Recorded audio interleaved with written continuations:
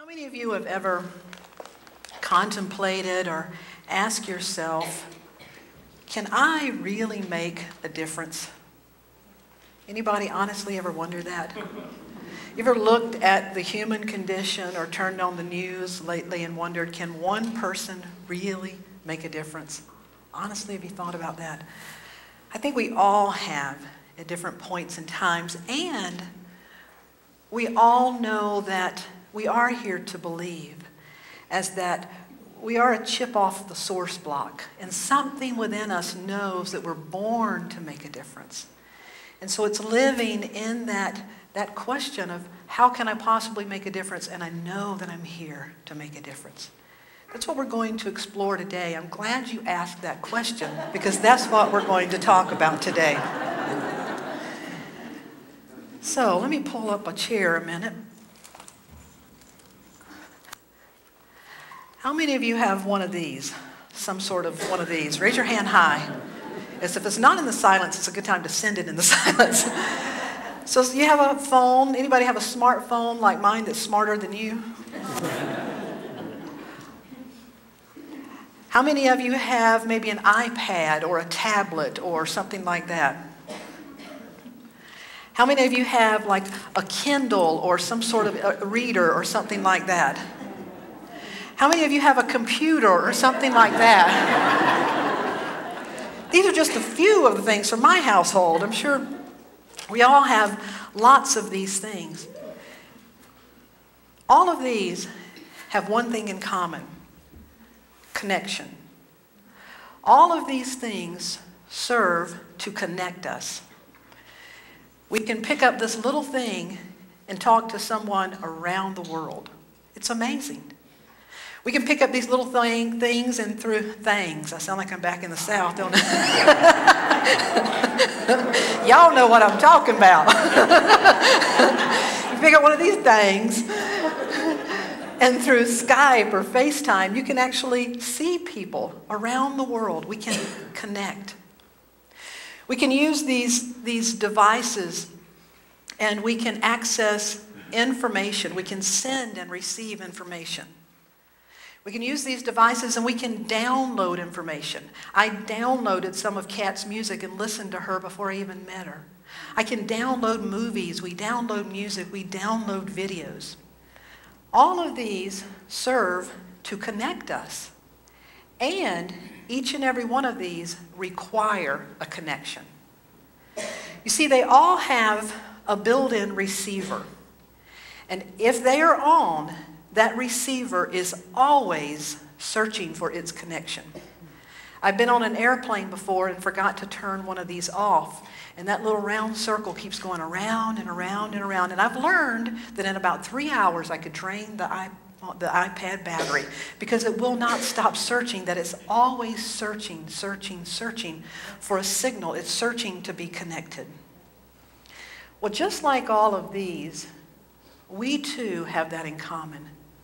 We are born to connect.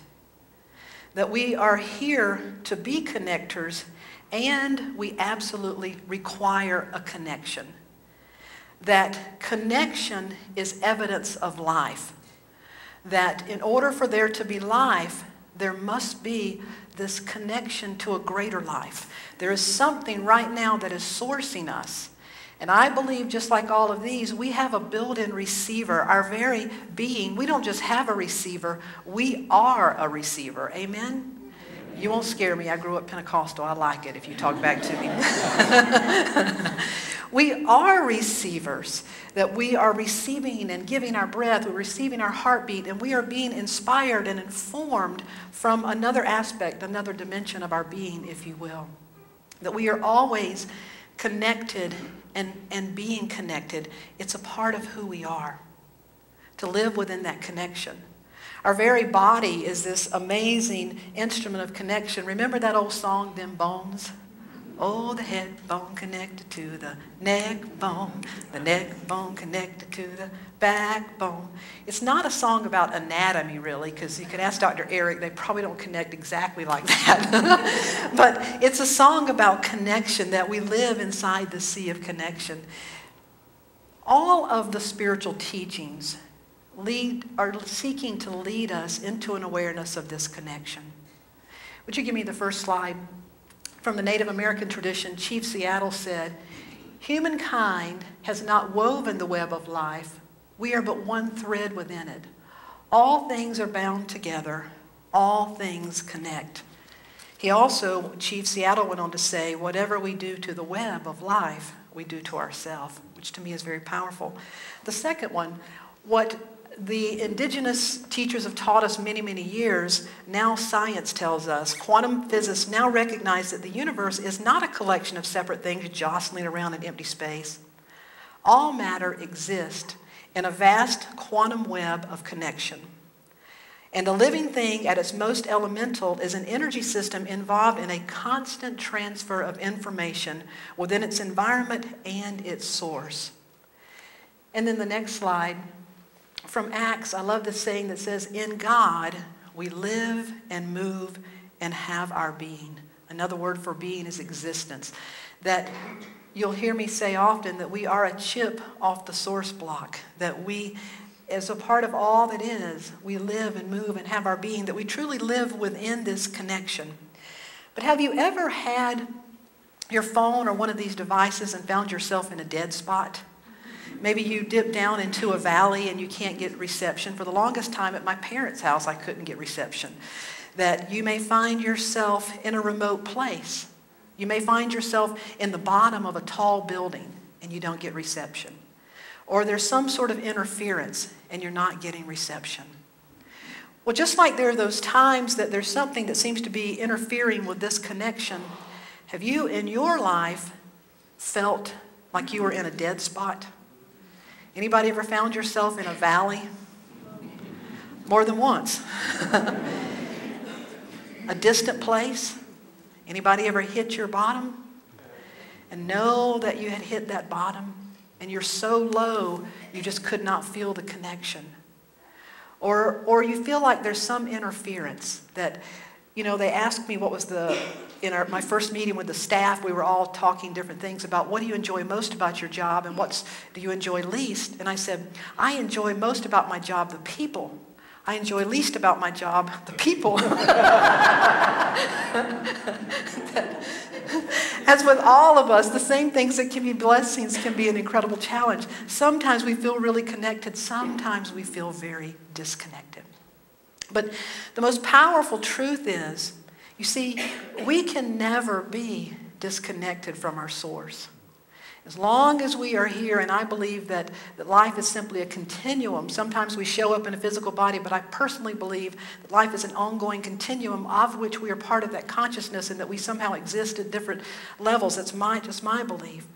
But that as long as we're here, our very life is evidence of that connection. And we can never be disconnected from our source. But as all of us have said, we can certainly find ourselves in dead spots and low spots and remote spots and interference where we feel like this person or the situation or the circumstance is interfering with my connection. Anybody? That if I could just move them out of the way, I'd be free and connected. It's like life would be beautiful if we could all live in our own ashram. Well, we're always connected. And I believe that this part of us that is always seeking and searching, it's always seeking and searching for an awareness of that connection. You see, that's what in Buddhist the Eightfold Path is about. That's what every great spiritual tradition is about, is seeking to help us understand that we're always connected and how to bring tools and ideas in our life that allow us to recognize this connection, to amplify the connection. And that if we are always connected and we're always receiving, then are we not also always amplifying? Are we not also always broadcasting? Have you ever been in a person's energy field and you did not want any part of what they were broadcasting? Has anybody ever been in your energy field and they did not want any part of what you were broadcasting?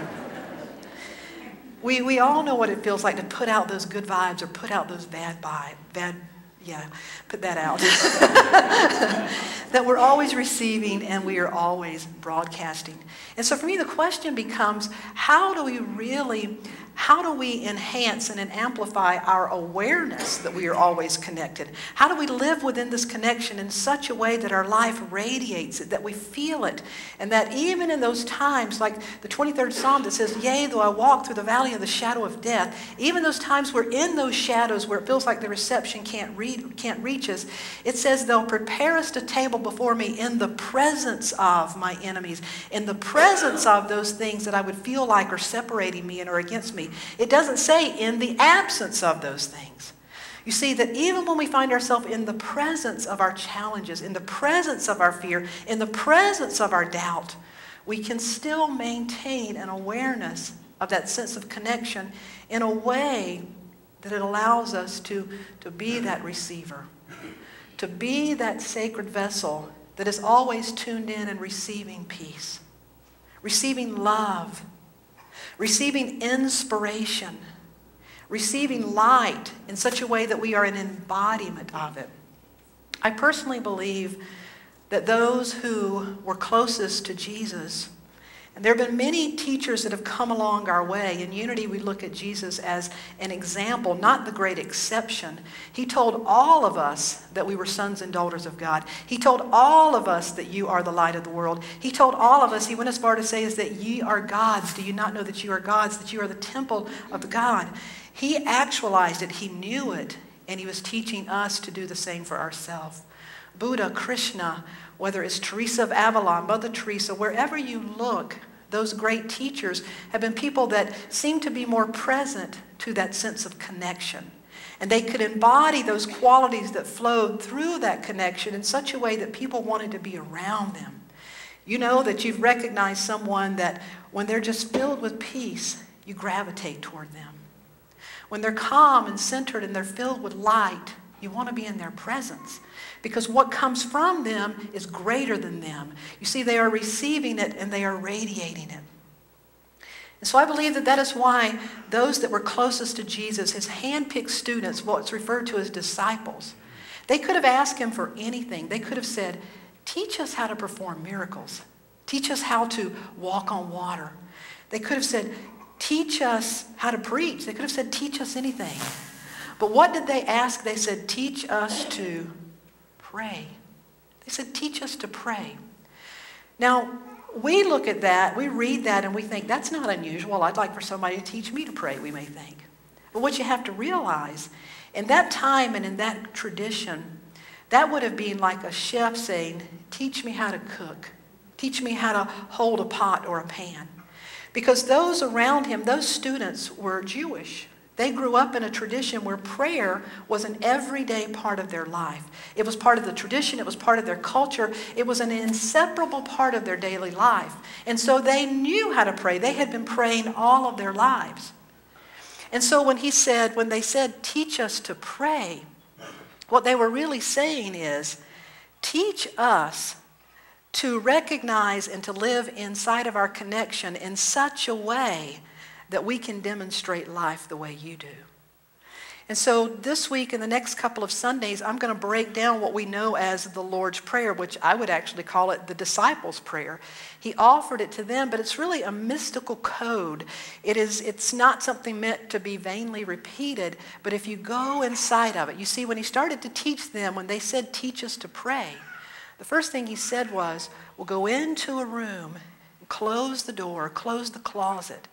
Anytime we hear that, what that was really saying is, just come apart for a while. Separate yourself and go within. It's a way of saying, this is an inside job. What I'm getting ready to tell you is not about something you're going to do outwardly. This is something that's going to take place in your awareness. It's a shift in awareness that's going to take place. And so the first thing he began to tell him, he began to say the words in Aramaic, and our interpretation does the best that we can, but in Aramaic, instead of our Father who art in heaven, he would have said something more that meant something like this: O birther and giver of life, Father, Mother of the cosmos. And then when he said, our Father who art in heaven, hallowed be thy name. Your name is holy. All that is, you are wholeness. You are all that is. He would have gone on to say something like, let the light of awareness of your infinite reality and divine nature illuminate our awareness, permeate our presence, and inform our being. And then he would have gone to the next step. But that first part, the first thing that he was teaching them was when you go within, the first thing to do is to establish your awareness of the connection. How many of you have a practice of prayer or meditation?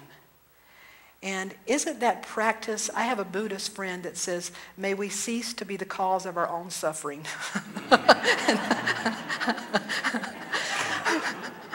Manida taught me that, and it's a beautiful saying, may I cease to be the cause of my own suffering. And so the way we begin, we go within, and it's about creating that connection, first and foremost to create the connection. And so I think if he were to break it down, there's sort of three things. Will you give me the first slide?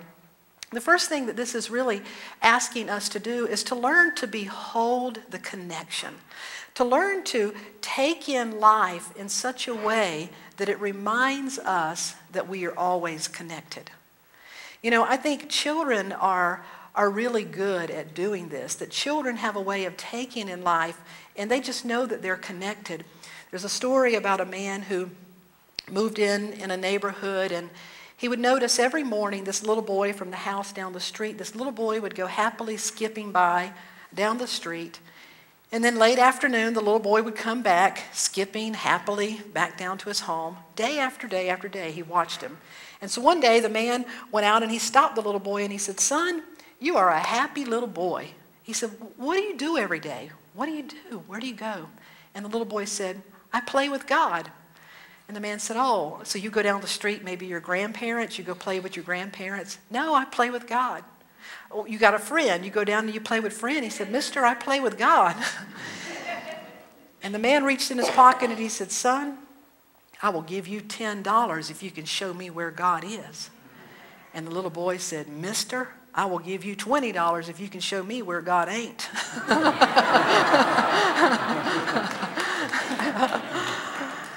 You see, children just automatically live in that connection. They live, they dance, they know, they just somehow know that they're connected.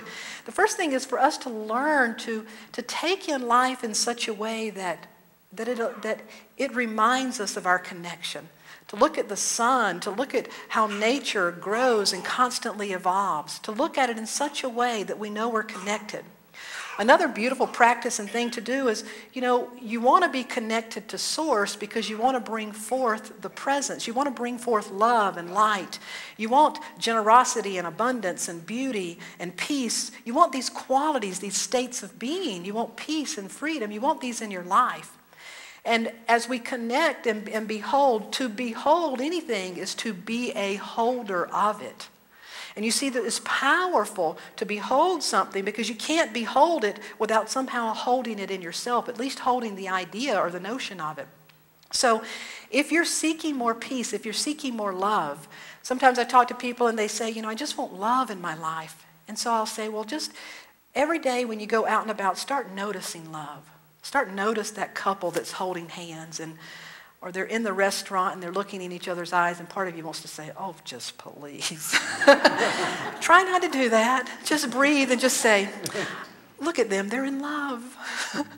But for people who don't have that, if you're struggling, you tend to get frustrated. But if you can stretch yourself and learn to recognize love, recognize kindness, recognize peace, if you can recognize it and acknowledge it, you begin to open up and to say, well, if it's possible for them, it does exist. If you're seeking abundance in your life, start to notice generosity. Start to notice people who seem to have a consciousness of abundance. And start to just appreciate and say, I really appreciate that quality. And that's a quality that could be present in me. As we behold it, we become holders of it. The second thing that we do is to ask yourself, am I building, as we behold, is to build the connection. That we're constantly seeking to build the awareness of our connection. But how many of you know that you're very good at building armor? How many of you have a good defense system? Yeah, we're taught. Our society, we're come up in a culture that teaches us how to build armor, how to build our defenses, how to be safe. We're taught those things, but we're not necessarily taught how to build connection. The next one talks about, ask yourself, am I building a mountain? You see, it's easy for us to build armor and to build mountains, but it's not so easy for us to build connection. When I lived on Maui, I served as the senior minister at Unity of Maui for a couple of years, and then I was still on the island for a while, and I started my own business. I was guided to do counseling. And during that time, I just started receiving all these phone calls. But what was really happening, it was for me. I was being opened up. Things that I didn't think were possible, things that I had considered were woo-woo, started happening to me. And if they start happening to you, you can't poo-poo what's woo-woo if it happens to you. Just saying. And a lot of people would call me on the phone, and I'd be talking to them in a counseling session, and I started seeing images, and I would trust what I would see. And what was happening is my third eye was open. I was starting to see energy. And I had a number of people in a row that would call me, and I'd start talking, and I'd always start with a prayer, and we'd call in our guidance. And I would just see that person shining as light. And then I'd say, so what is it you want to talk about today? And they'd start telling their story. And as they started telling their story, the image I started seeing was like somebody putting on all this armor or building this big mountain.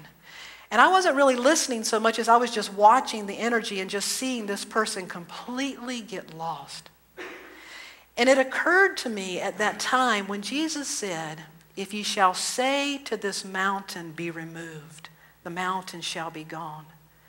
It's not so much about moving physical mountains as it's about shifting our perspective and our perception.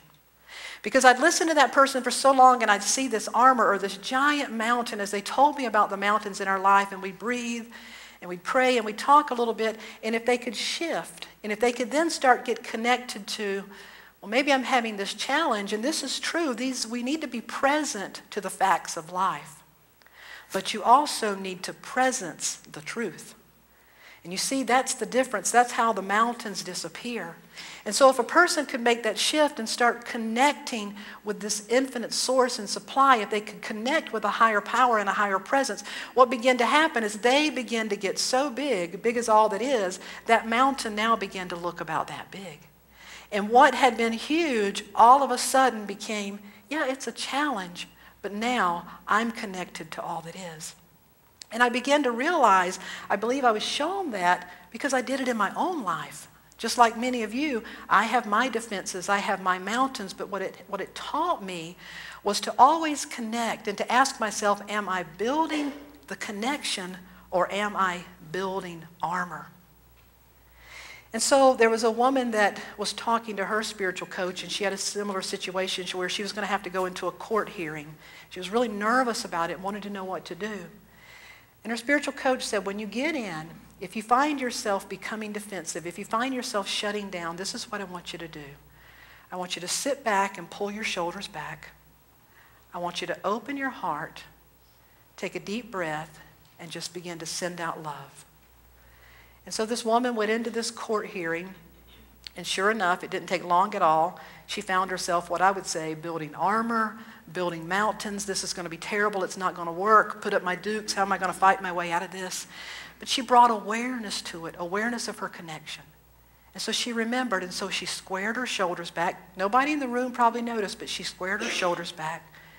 She opened up her heart, and instead of closing down, instead of building armor, instead of building mountains, she connected her heart and just began to send out light, just bless.